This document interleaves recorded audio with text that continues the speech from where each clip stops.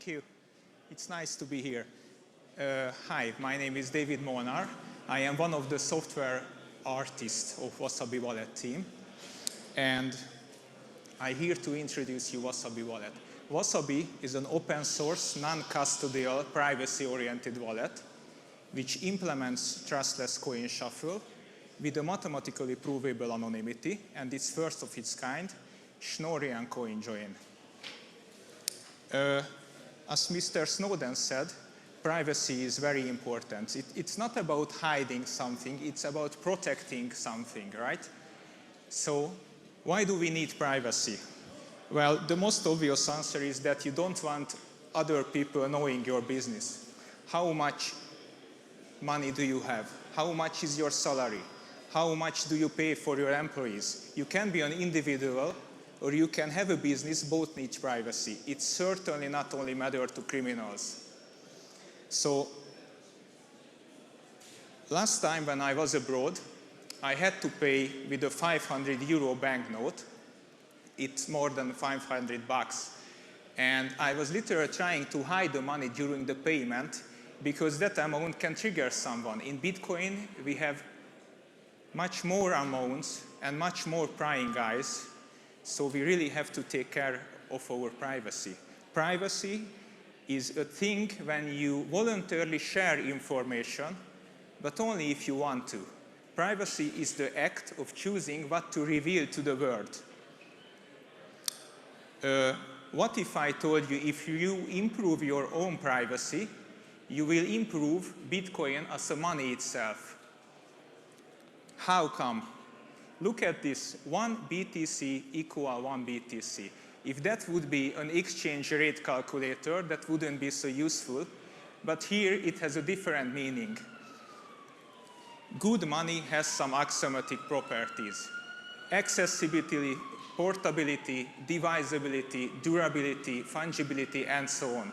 Fungibility is the interchangeability of money. 1 euro is 1 euro. It doesn't matter where it came from. It doesn't matter it was stolen 2 people before you. It's a euro, and it's exactly the same euro as every other euro, or treated as same. So you cannot say that I accept that euro, but I won't accept that other euro, because that's dirty money, that's evil, I won't touch it. So money is one type of property which cannot be stolen and recovered by their original owner. You cannot say that, give me back that money because that was stolen from me after 2 people. You can say to the person who stole it from you, but you can't just walk into the shop and say, hey, I'm going to sue you because you have my stolen money and give it back to me. So fungibility, to have fungibility, there is a very simple reason. Otherwise, money won't work. We see a lot of attempts when companies trying to destroy fungibility. For example, freshly mined coins, coin-based coins worth more than other coins. Or, on the other hand, in some way or another, they taint a coin which described as dirty and worth less or nothing than other coins. And this is a serious problem. So as Mr. Snowden said, we all have to take responsibility and deny these technologies, because if fungibility is destroyed, money will be destroyed, and with Bitcoin we are building money. So we need fungibility. Imagine the following situation. Every time you receive a euro or a Bitcoin, you have to check a centralized blacklist if it is dirty or not. It doesn't work, it doesn't scale. So if you improve your own privacy, you will improve fungibility, we will have a good money. If you improve your own privacy, we all will have a good money. So that's the great thing about this. Okay, but how to do that? I bring you a list of 7 points. It's not my list. It was written by a more experienced person, Adam Gibson, who is working on Bitcoin privacy, fungibility technology, and cryptography from the beginning, most known as the developer of Join Market, with Chris Belcher. So here is Adam's list. take a look at it. I will give you a couple of seconds after we go through it from point to point.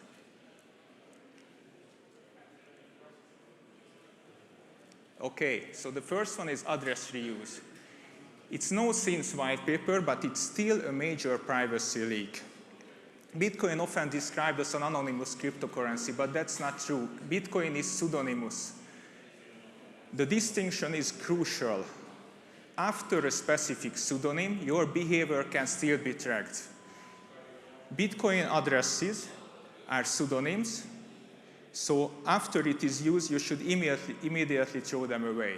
It's like a masquerade party. If you are using the same mask on every party, sooner or later you will be compromised, and because of the public ledger, everything you did in the past on the parties immediately connected to you.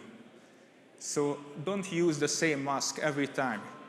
Use different addresses, generate new addresses. As far as I know, 30% or more of all transactions involve an address which is used before. Use separate profiles. For example, you can have a home and a work profile. It is useful because you don't want to mix together your businesses, right? You want to handle them separately and keep it clean. Most of the wallets you can see your total balance, so everything is included. Your salary, your donations, your Lambo rentals, everything is there. And if you sending money, you cannot select which coin will be used for the transaction. So you might end up paying with your total salary for a coffee, and because of that, you are exposing your balance to that person, and that's not good. There is something which is called a wallet clustering. A wallet clustering is a thing when you collect some addresses and find some certain evidence that those addresses belongs to the same wallet, belongs to the same person. You use a bunch of assumptions, but at the end, you will have a wallet cluster. Jonas Nick said, give me one of your SPV wallet address, and I will give back 70% of your wallet addresses. Okay, and what's the point of that? The point of that, if he can give back 70% of your wallet address, it's meaning that he knows 70% of your total balance. And that's pretty scary, from one address only. He used a bunch of heuristic and assumptions, but at the end, he can figure out 70%. It's about SPV wallet address, but yeah, it's scary. So how come? I will show you one type of heuristic, which is one of the most powerful. It's called the common input ownership heuristic. And it's about, look at the following transaction. The left side, there are the inputs, the right side, the outputs, and that's a transaction. The heuristic says that A, B, C belongs to the same person. Why? Because the most obvious case is that on X, somebody is trying to pay 10 Bitcoin, so he consolidates more coins to pay for that. And the problem is that if you compromised on, let's say, address C, you compromised on A and B too. So A, B, C now belongs to the same wallet cluster. And there can have a lot of wallet clusters which later connected, so at the end, they will know your wallet addresses, right? Wasabi doesn't have profiles. Instead, you can see every coin individually what you have in a list. And you can select which will be used for the next transaction. Every coin has an amount, a privacy level, which is called anonymity set, and a cluster. What is a cluster? With the clusters, you can have your own wallet clustering metrics in your own wallet. How? Every time you receive or send money, you can add a small label to it. For example, from my salary to my dad, to my brother. And Wasabi will automatically analyze the transaction chain and add up these small labels. So at the end, you will have a history, a path of every coin. So for paying for a coffee, you can select which is the most appropriate coin to do that. Yes, start labeling today. Your privacy will thank you tomorrow. Third point, use peer-to-peer trade. Basically, it's about to avoid any third party. It is not required because there is a very good peer-to-peer network there, and why should we involve any third party?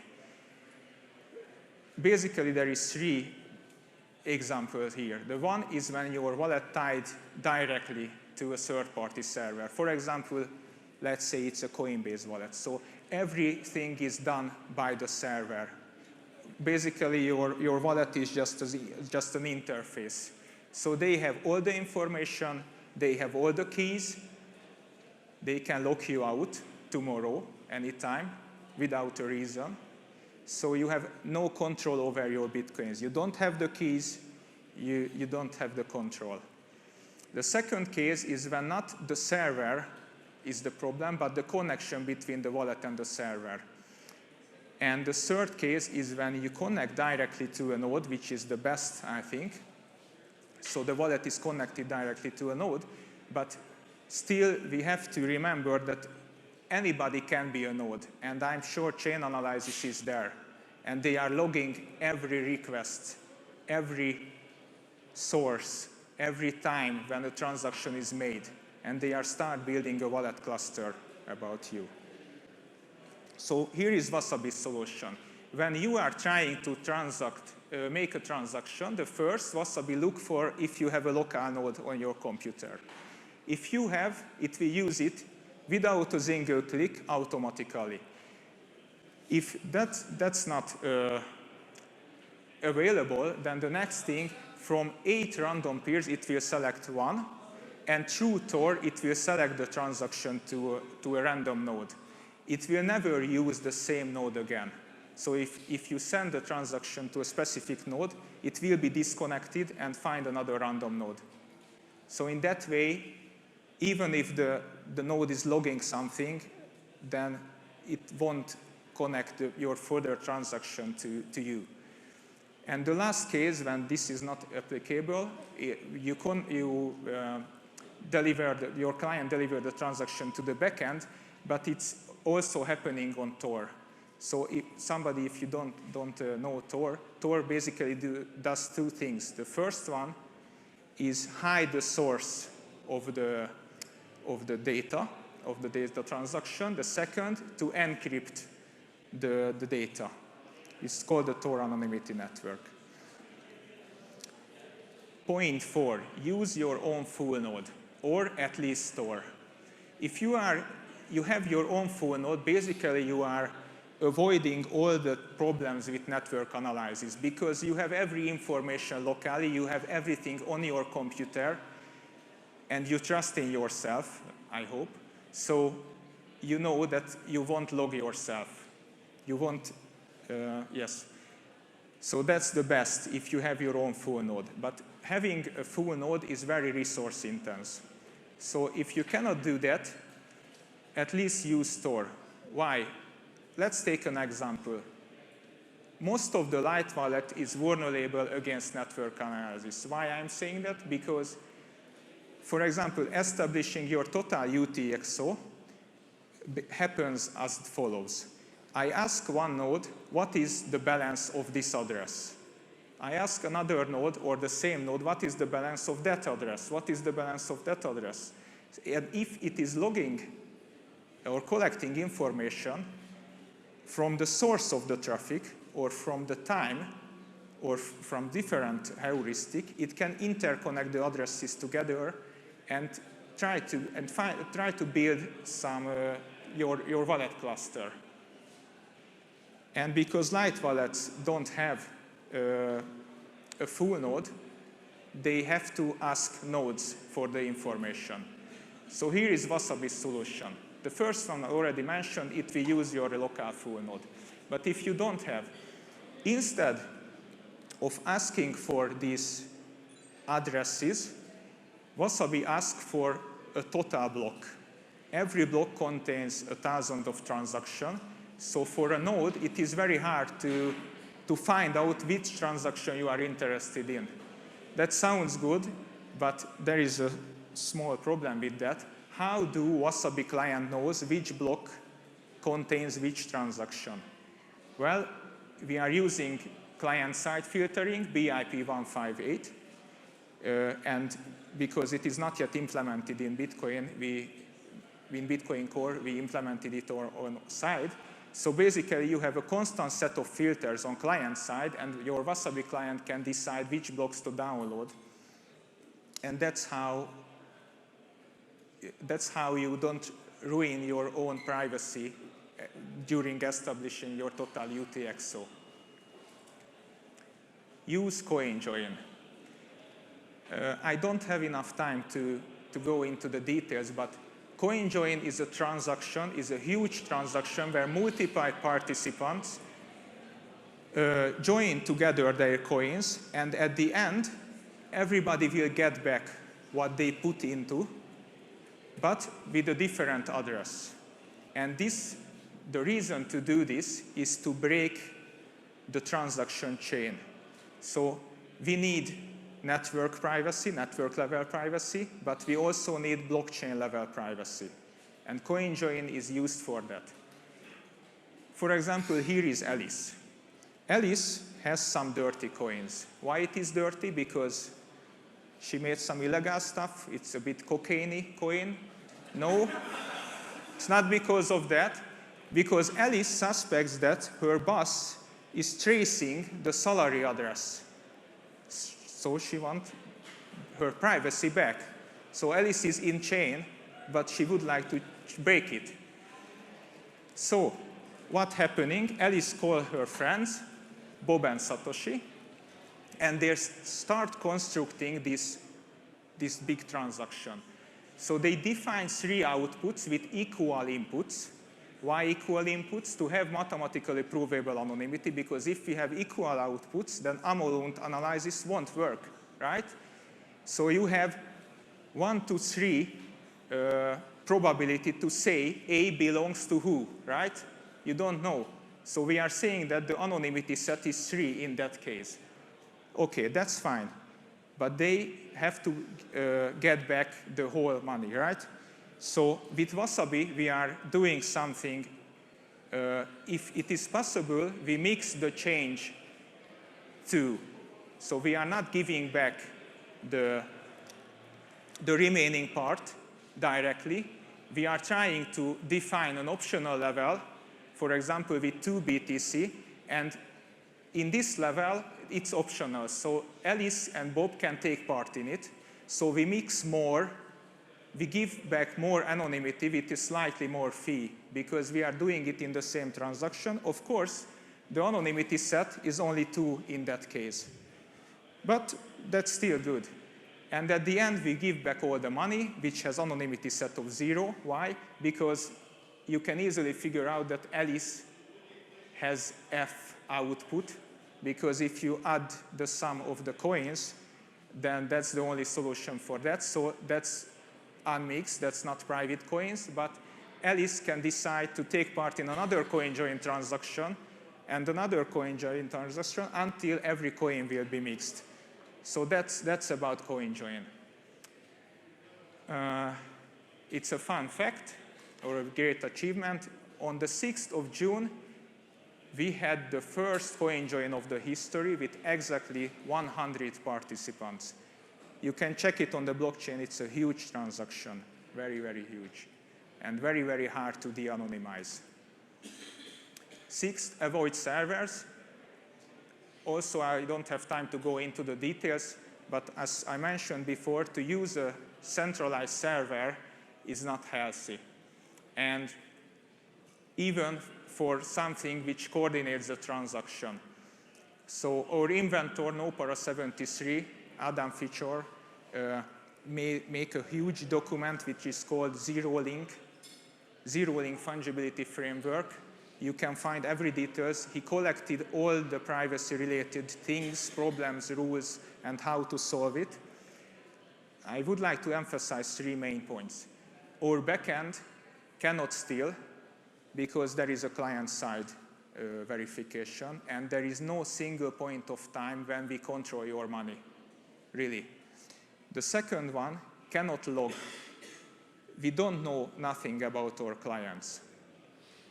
And the third one, cannot de-anonymize because we are using Schnorr blinding to blind the addresses from the backend.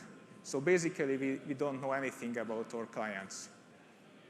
7, use Lightning Network. It is not supported yet because I think it is, at this stage, it is too early to start leveraging Lightning Network in a privacy-oriented wallet. But because blockchain doesn't scale, sooner or later, we will have to implement it. OK, so that's about the 7 rules, how to avoid. OK, after. 2 more points, just a short one. The first one, we won the CoinJoin bounty. What is the CoinJoin bounty? It established by Gregory Maxwell, Timus, and Peter Willey in 2013 to encourage development implementation of CoinJoin. Gregory wrote a specification how to implement this trustless CoinJoin. It's about Xiaomi and CoinJoin. And for 6 years, nobody received any of the money because the rules were so strict. For example, has to be open source, have to be fully transparent, have to be a very supportable environment, and so on. And now, for the first time, 2 projects got some part of the bounty. It was Join Market and Wasabi Wallet. So we are very proud of this. So basically, this means Gregory Maxwell accepted our solution as a trustless CoinJoin solution. So that's a big thing for us. The second one is about law. There were a lot of questions. CoinJoin is legal. Is it helping for criminals? What if they ban it later?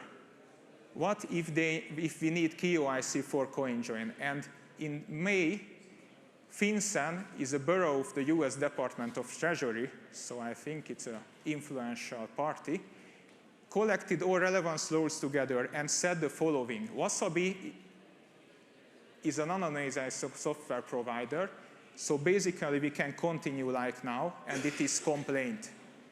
In my interpretation, this meaning that US said yes to privacy. You can have privacy. It's not illegal. You can use CoinJoin. So that's a very hopeful thing for the future. Thank you very much for your attention. I'm finished. Thank you.